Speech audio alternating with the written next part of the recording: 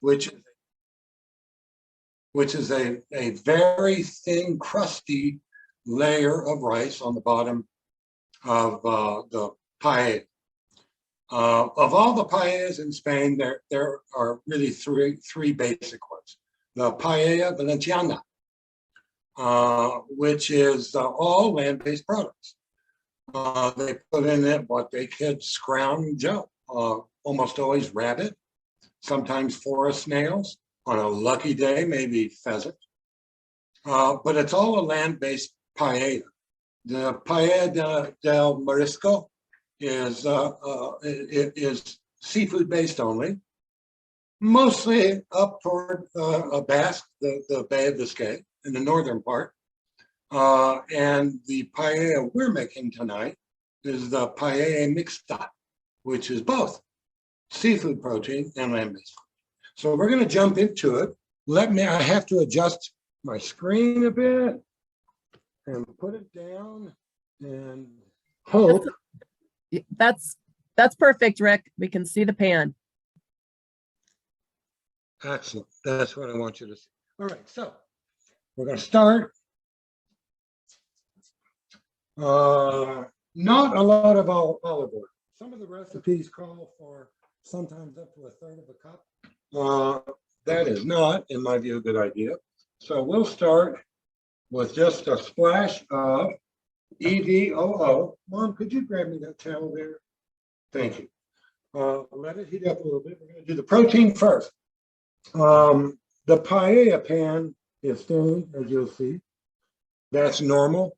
An authentic paella pan is not stainless steel. It's just steel. It can heat a little more evenly. So we're going to start with the protein. I'm going to heat it a little bit more. And we'll start in with the protein. You want to cook towards the center of the paella pan because that's where it's hottest. And then as the protein cooks, you move it to the outside. Most traditional paellas will include larger pieces of chicken, full-size skin, drumsticks. But that tends to get dry toward the end of the cooking process, which takes about 20 minutes. So I just use a smaller skinned and boned chicken thigh.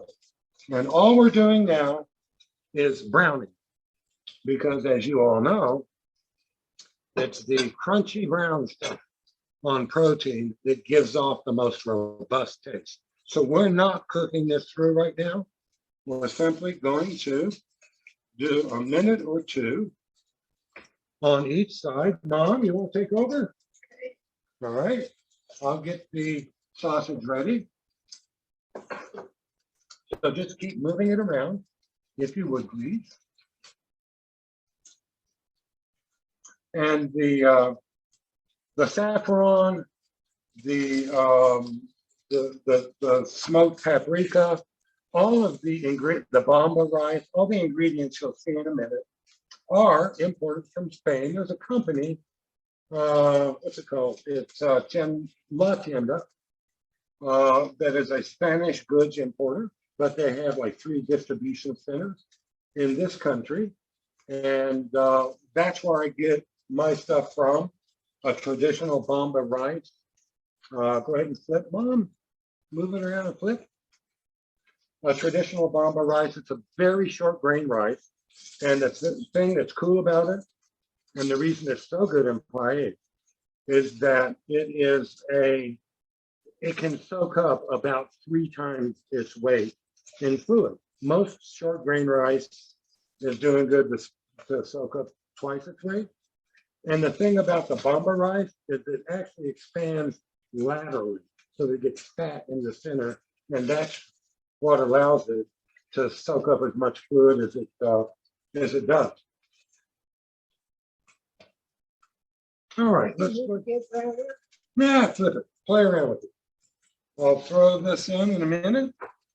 Okay, let's turn it up. You're in the way. If you move over here, there you go. Yeah. Cool. So this is a dish, paella, that has been around. The original was the Valenciana I referred to before. It's been around since the mid 1400s, and it was originally a peasant meal, and you put in it really what you could just find, and so it was good to feed large families. All right, let's turn this up a bit. It moves around. Guys, can you still see the pan? Yeah, Rick, we're good. We can still see the pan. All right, it's starting to get a little bit of brown. You only want this done about 30% of the way initially. Then we'll reintroduce it to the paella just a little bit later. All right, we're starting to get some brown on it. There we go. That's where all the good taste is.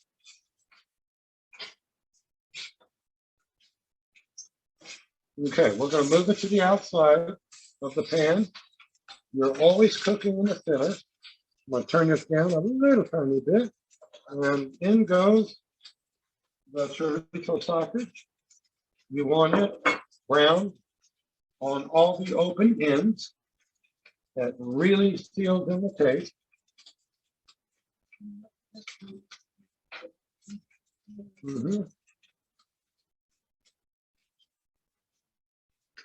Now, you don't have to use the bomba rice. A lot of people use the arborio, which is the rice you make risotto with, but it produces a creamy kind of an essence that you don't really want in paella. I've got my exhaust fan on. Hopefully it works and the fire department doesn't show up. That's actually happened a time or two. All right. Yeah, we're okay on the smoke. Still browning the thighs.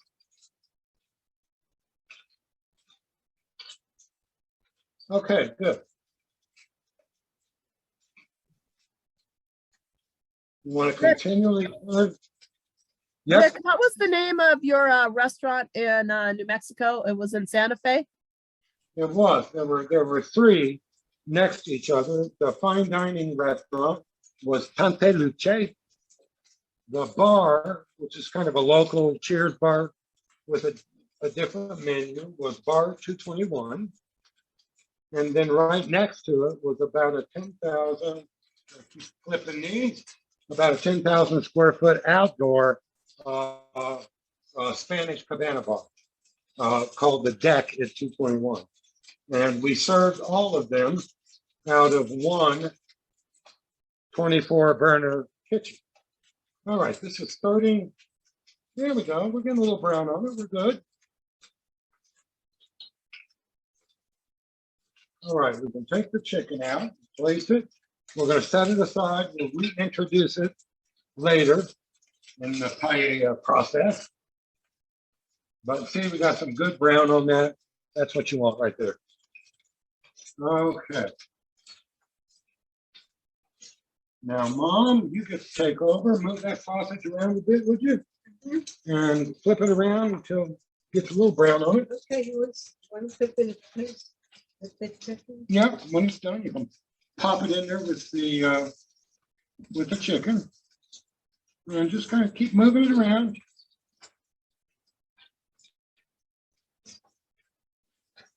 I'm going to open this door. Chili dog. Chili wants in on the action. Okay, we're going to turn it down. Get a little smoky there. Yeah. Okay, I'm going to move it. That's good. I'm going to move it off here. Mom, if you would put the sausage on the plate here. Okay.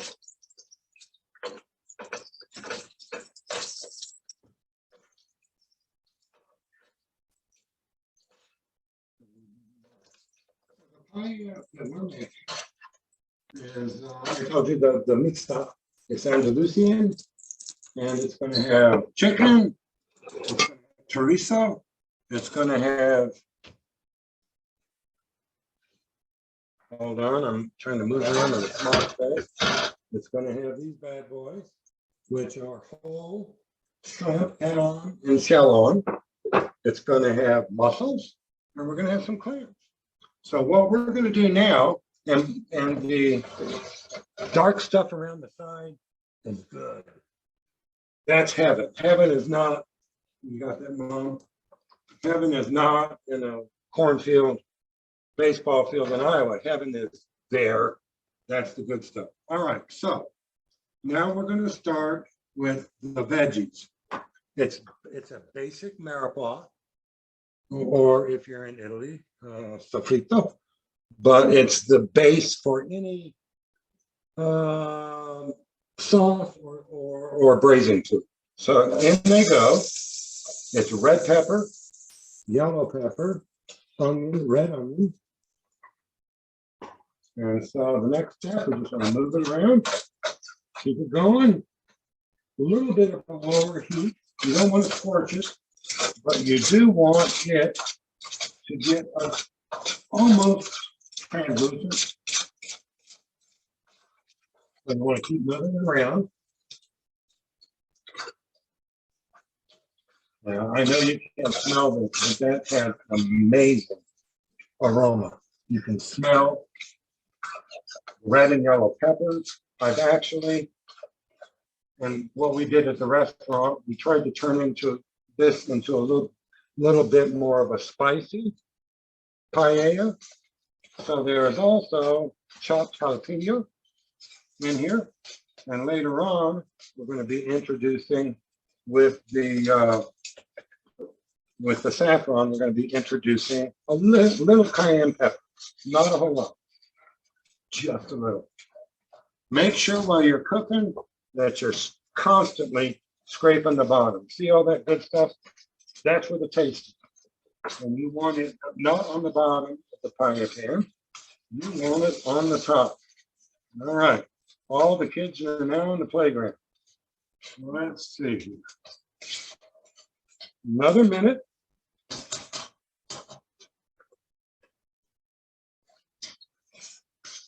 Remind me, I'll probably forget, but when we get this cooking sometime before we end the program, I'll talk about a good wine pairing for a Andalusian paella. All right, now we're looking good. Okay, move this to the outside so it can cook a bit slower. And now comes the rock star of the meal.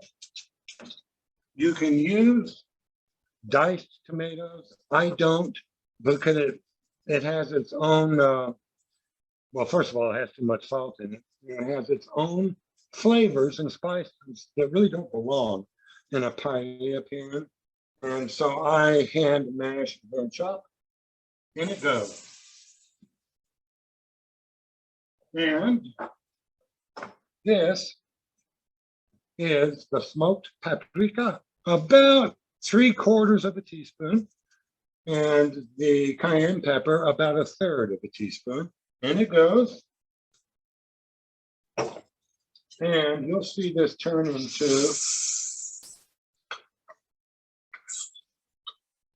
really, you guys can't believe the smell. All right, keep it in the center, keep the veggies on the side for now. This will begin to get a little bit thick and just begin to turn a deep red. You don't want it to fully caramelize. You just want it to get, it'll take about 2 minutes, a really nice deep red going. And Rick, these, Rick, yes. you kind of cut out when you're talking about the tomatoes.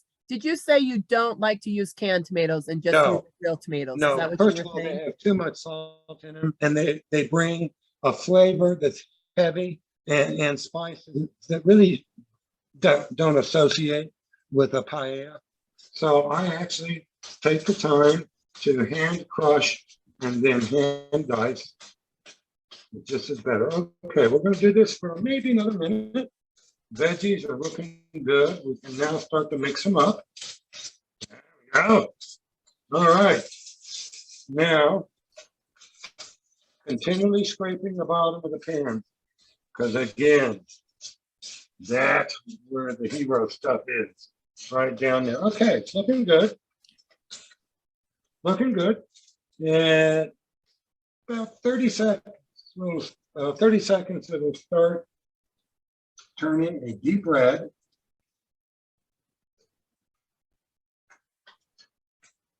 And we're going to introduce the bamba rice. And you put the rice in first to give it a coating. Like that. Mix it around, make sure it's all coated with the paprika, the cayenne pepper. There we go, looking good. See, it's all happy, most of it. Gonna be happier real soon. Okay, now, let it coat for a bit. Now, actually, most people that are making it in Spain, that are making a paella, wash the rice. I don't do that because bamba rice has a tiny, tiny coat of starch around the outside. And you really need it as kind of a thickening agent. So I would advise you not to wash the rice, just throw it in when it's natural state. Okay, now, before we started, I made a homemade seafood broth, not a stock. And I did it by boiling the mussels and the clams in garlic and white wine. And it brings, since this has both seafood and land-based protein, it brings a brininess that you really want. And you're going to want to put in, I do it by eye, I should measure. You want to put in about 3 times as much liquid as you have rice. So about half homemade seafood stock, about half chicken stock, and we're going to shake the pan around just a tiny bit. And from this point forward, you want to turn it up and get a good, vigorous boil going, which we'll do.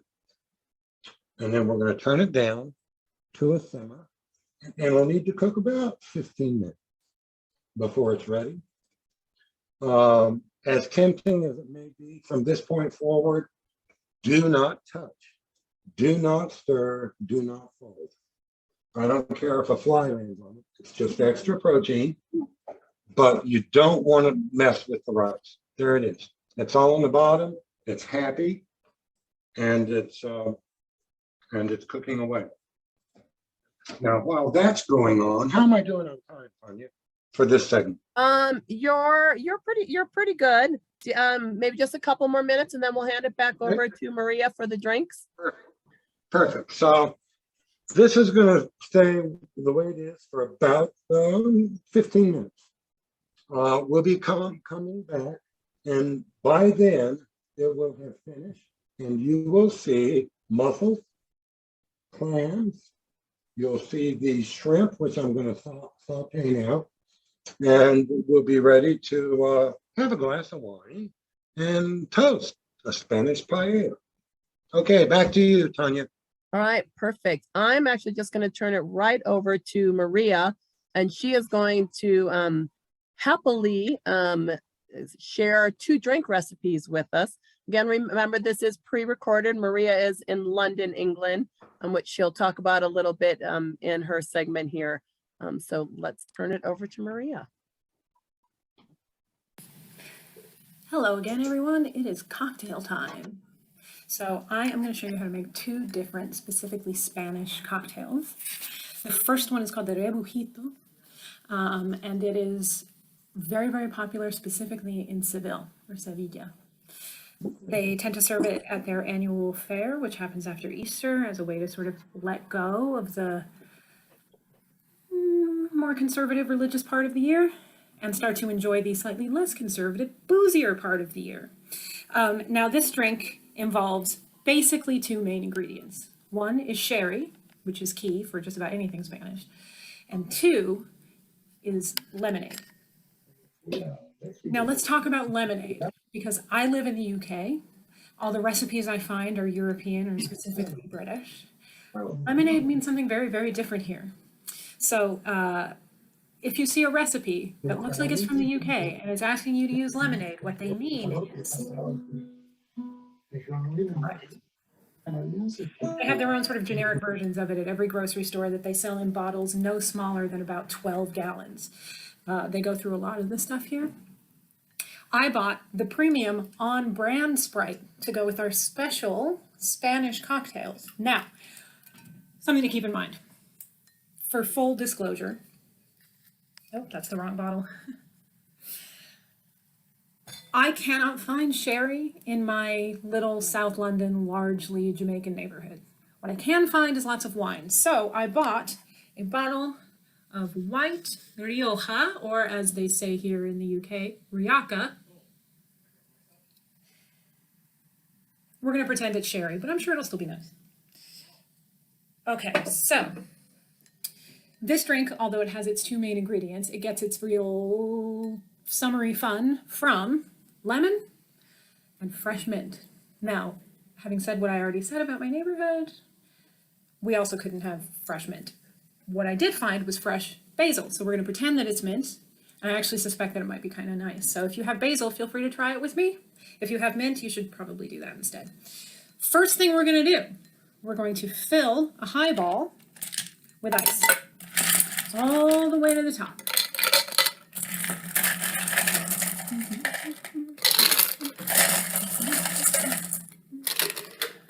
All right, next, I'm going to teach you a little trick. This is a bartender's trick that I learned from my father, the inimitable pain in my butt. You put the leaves in your hand like this. Works for mint or basil. It's called spanking, right? So what you're going to do is put the leaf in the palm of your hand and just slap it. Now it seems silly, but it does actually make a pretty considerable difference. What that does is it bruises the leaf and it allows it to release its sort of aromatic oils more easily. You will notice as soon as you do it that the room starts to smell like whichever leaf you're using. In my case, suddenly everything smells like fresh basil and I don't feel like it's February in London anymore. All right, once you've done that, rip it up, roughly chop, right? Tear it into little bits and pieces. I'm going to use quite a lot of it actually because I really, really love adding aromatic herbs, as I say here, herbs, to my cocktails. I think it makes a huge difference, especially for something like this, which is actually a fairly simple drink. It'll make it much more interesting and much more summery. So I have torn up my basil. I have added it to my highball. Next up, the fun bit. We add the booze. So most recipes that I found suggested 60 milliliters of sherry and then basically to top it up. Now 60 milliliters comes out to about 2 ounces, so I'm going to do a double shot of this wine. Here we go. Sorry, my sherry. And now I'm going to add more. So I'm making this a triple. There we go. And now we top it up with our lemonade. I actually think that's like a really interesting cultural thing. When I first came here, I would see people ordering shandies, which you can get in the US, but they're generally made with what we consider lemonade. So I ordered one once and it was delivered to me and I didn't understand what I was drinking, but it did grow on me quite quickly. I've never really liked Sprite, but it turns out it mixes quite well with alcohol, which is pretty much exclusively how they drink it here. All right, so filling up my glass with the Sprite. Look at that. It looks kind of like a mojito, but it won't get you quite as messed up, which is nice. And then I'm going to garnish with a fresh lemon wheel. Now, because I'm in the UK, what's cool is that all the citrus I bought actually came from Spain. So here we have our nice Spanish lemon with our sherry, our lemonade, and our basil, mint.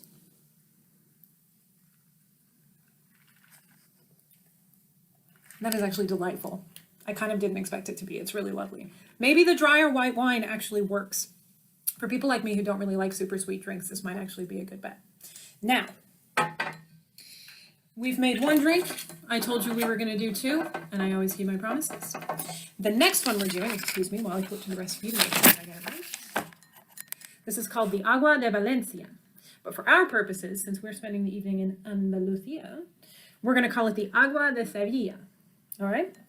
So, there are a few different ways to make this drink, and apparently it's kind of a controversial subject among Spaniards, because everybody has their own recipe, and they all feel really strongly that it is the original one.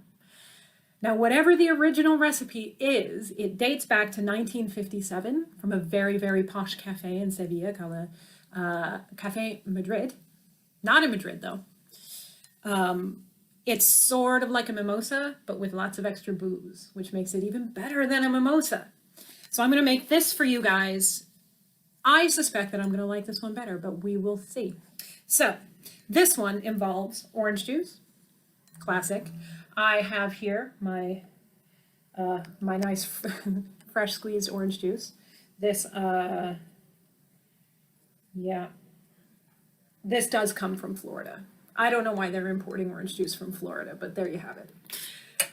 Okay, so we have our orange juice. We have cava. Now, for those of you who don't know what cava is, it's a sparkling wine specifically from Spain. A lot of people will call it champagne. It's not champagne because it doesn't come from Champagne. Here, people tend to refer to it as Prosecco. That's also not correct because Prosecco is Italian. This is very specific. Cava Brut. I prefer it to Prosecco because it tends to be a bit drier. This one, I believe, is a slightly sweeter one, which I think will work quite well with this drink because what I haven't mentioned yet is that in addition to the cava and the orange juice, we are also adding gin and vodka, right? So we've got like a big trio going on here and it can probably use a little bit of extra sweetness. Now, I thought about opening this before I started to record, but I didn't want to deprive you all of the fun of watching me try to open a bottle of bubbly. Here we go. Oh, and I didn't spill a drop of it. My husband will be so proud. Okay, so this one tends to be made by the pitcher. I'm not going to make a picture of it because it's Tuesday night and I have to work tomorrow. So we're going to look at proportions rather than quantities. Now, like I said, there are lots of different ways to make this. The recipe that I've chosen is a little bit on the stronger side. I hope you guys like that. And basically what it involves is 2 parts OJ to 2 parts cava to 1 part vodka to 1 part gin. Now, another thing to mention is that ice in drinks in general is not very European. When I moved to the UK, it appalled me at first that nobody ever put ice in my water. I've gotten used to it. It doesn't bother me so much. I feel like a drink like this should be quite cold. So even though traditionally it is not made with ice at any stage in the process, you just use very cold cava and cold fresh orange juice, I am going to stir it with some ice. Especially because I've chosen a slightly stronger version of the drink. I think that's probably a good idea. It'll cut it down a little bit. So, back to my bowl of ice. I don't need to fill it this time because we're really just looking to chill the drink quite quickly. And too much stirring for too long is going to water it down too much. So, let's start. No, we should start with the orange juice. We'll get the boring bit out of the way. I'm doing 2 parts orange juice.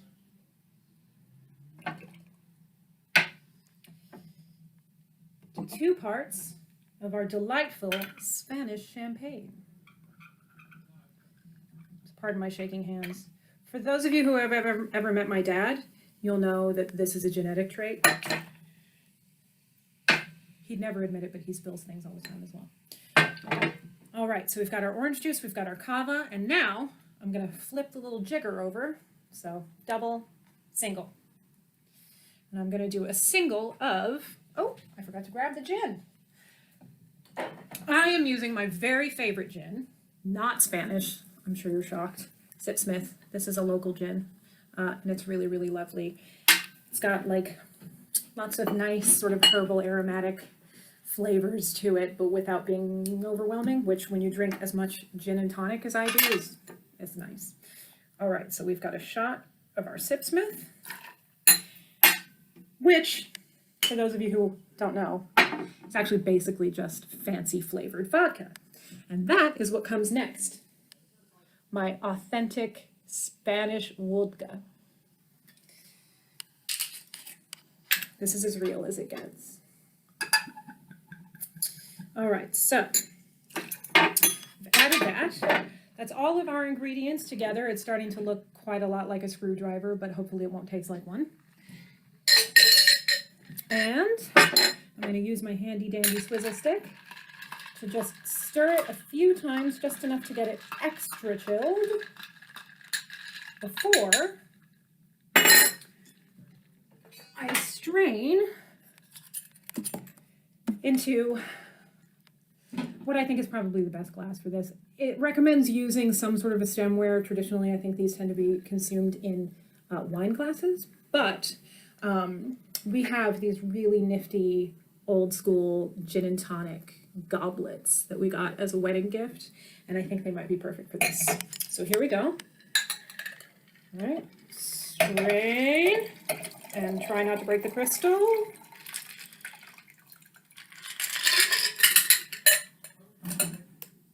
All right, there we go. Garnish with a slice of a Spanish tangerine, because that orange is so beautiful and I like them better than regular oranges. All right, what do you guys think? Want to give it a try? Yeah, I like that one better, but not as much as I thought I would. It is definitely more alcoholic. I hope you enjoyed this. I hope you have made yourself some drinks. Coming up, we have some music before we head back to the paella table to finish making dinner. Pretend we're on the coast of Spain. Salud.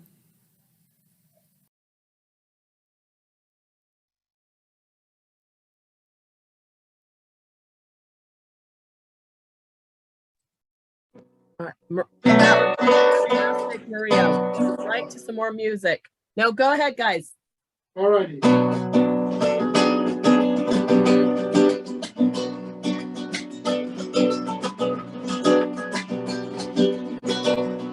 Día tu veraya, Spain, la vista tuya, tu veraya, siempre la venita tuya,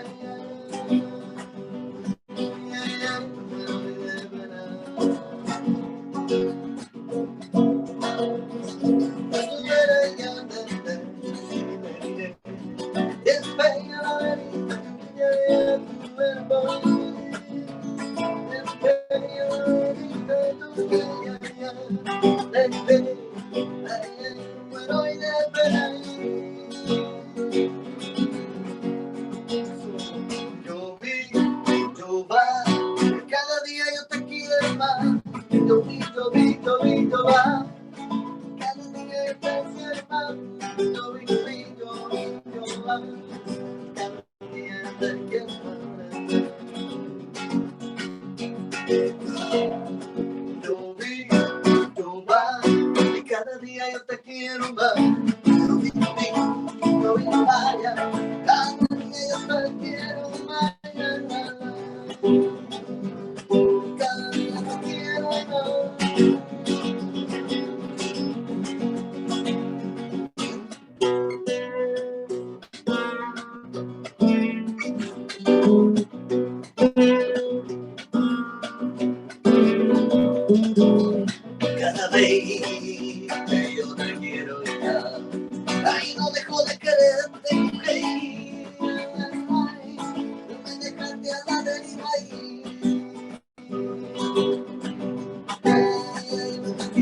Ya tú verás ya donde te iré. Siempre en la verita tuya y tu el amor. Siempre en la verita tuya y ahí como el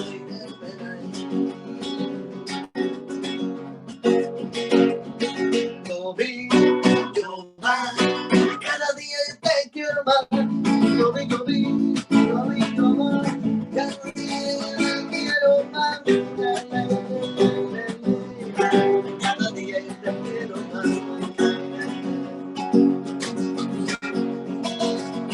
Yo vi, yo va, cada día te quiero más.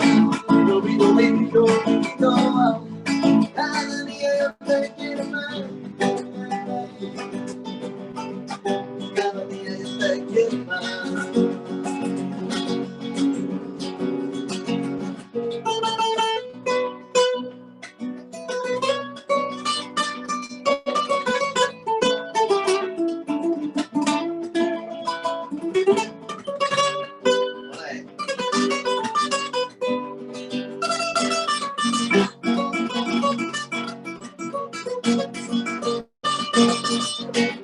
Yo vi, yo va, cada día te quiero más. Yo vi, yo vi, yo vi, cada día te quiero más. Yo vi, yo vi, yo vi, yo más, cada día te quiero más. Yo vi, yo va, cada día te quiero más. Yo vi, yo vi, yo vi, yo va, quiero más.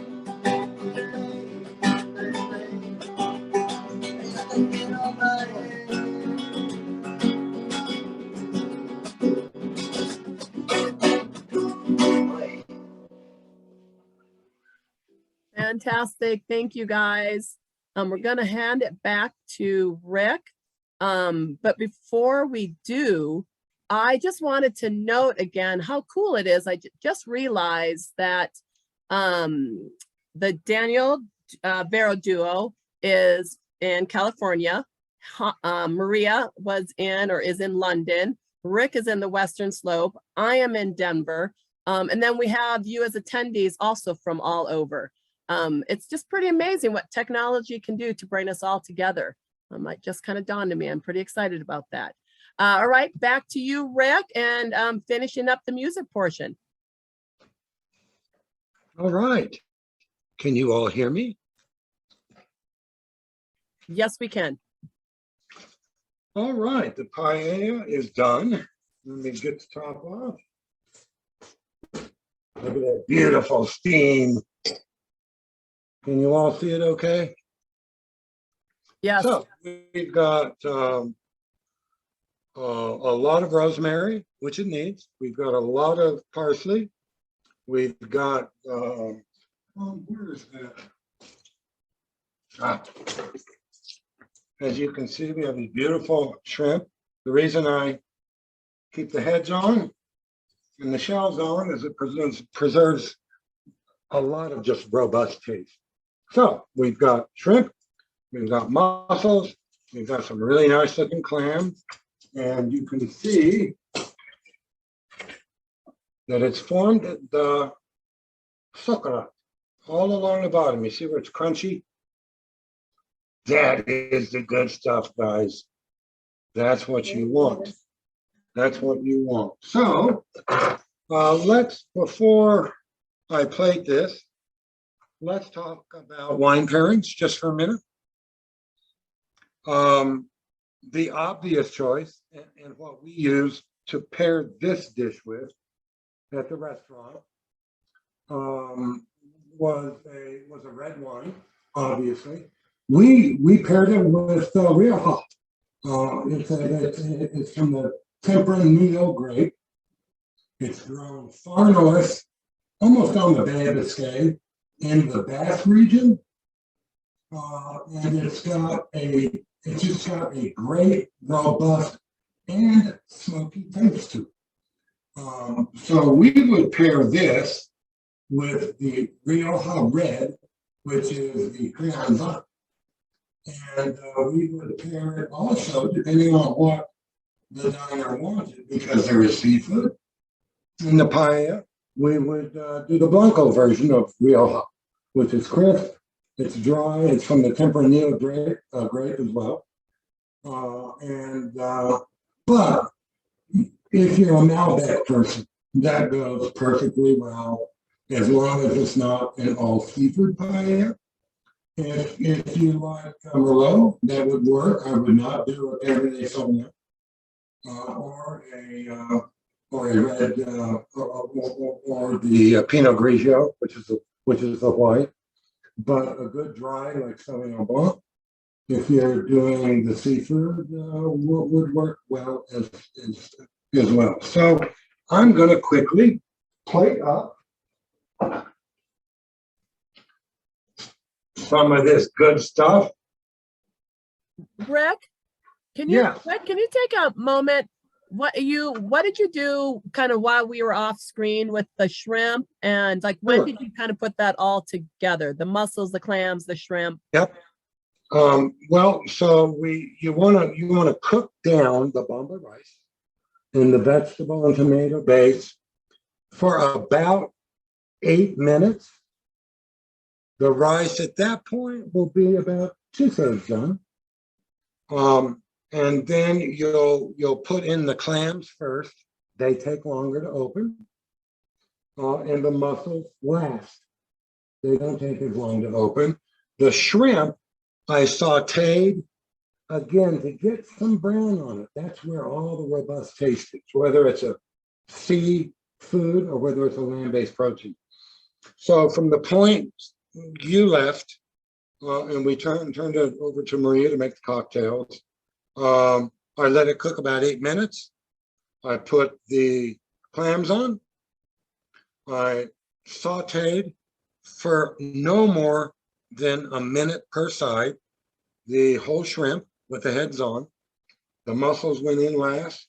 You want to put in the the parsley and the rosemary, not at the end, because the rest of it needs to be able to really be fused with that scent. So you put that in about 2 minutes before it's done. Take the top off, test the side like I did to see if the chocolate is there, and it is. You can see it on the bottom, and you're good to go. So the entire cooking time isn't as long. It looks beautiful and elegant when you present it to the diner, but the actual cooking time, start to finish, is 30 minutes. It doesn't take long. It does take about 20 minutes to 30 minutes before that to do all the dicing. But it's not a high calorie meal. It's not a starchy meal. And it's got 4 or 5 different competing but robust taste flavors. So it's a great meal for a family, and you can whip it together pretty quick. Let me just, before we turn it back, I'm going to plate some of this. You want to take the rosemary off for sure. You want to take the parsley off, and you want to get a little bit of everything. So out it comes, and it's got a nice, crisp, succulent base onto the plate. You've got some chicken.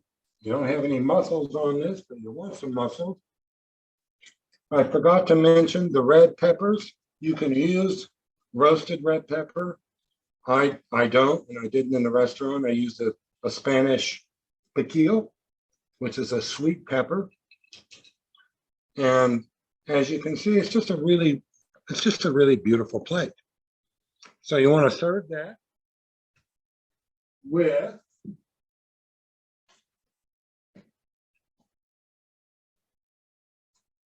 just a chunk of rustic Spanish or Italian bread. And it's a beautiful plate, and it tastes great. And you can make it in a short time for your family. Mom, would you like to sit down? I'll serve you. Oh, thank you. Have a seat. Hello, thank you again so much for joining us. I hope you really enjoyed yourself, got to eat some yummy Spanish food, enjoy some of the wonderful cocktails, and hopefully you enjoyed our company a little bit, because we sure enjoyed it, even though we're very far away, some of us. This is not a one-off. We're going to be doing this pretty frequently, actually. So the next one is going to be in the spring, probably April, where we will be taking you on a magical culinary journey to Ireland, where you can enjoy some Irish culinary treats among the cliffs of Moher and the Giant's Causeway and the cobblestone streets of Dublin. Culinary treats that will probably involve stew, maybe a pie of some kind, and definitely more than 1 pint of Guinness. So hopefully we'll see you there. Sláinte. Thank you. Thank you. Thank you everyone so much for attending today. As Maria mentioned, we are going to be doing this in April again, and it will be a bi-monthly, and I really do hope you will join us. I'm actually thinking Maria will be live at that stage. We will have music again from sound effects. Rick will be picking another great dish to make for us. We'll have our Smith family reunion back again. So thank you again. Look for an email from me afterwards with the recipe, a recording of this, and to really just take us through the end of our little experience and excursion. The Daniel Vero duo will play one last song for us. Thanks again, everyone. Truly enjoyed it. Thank you for having us.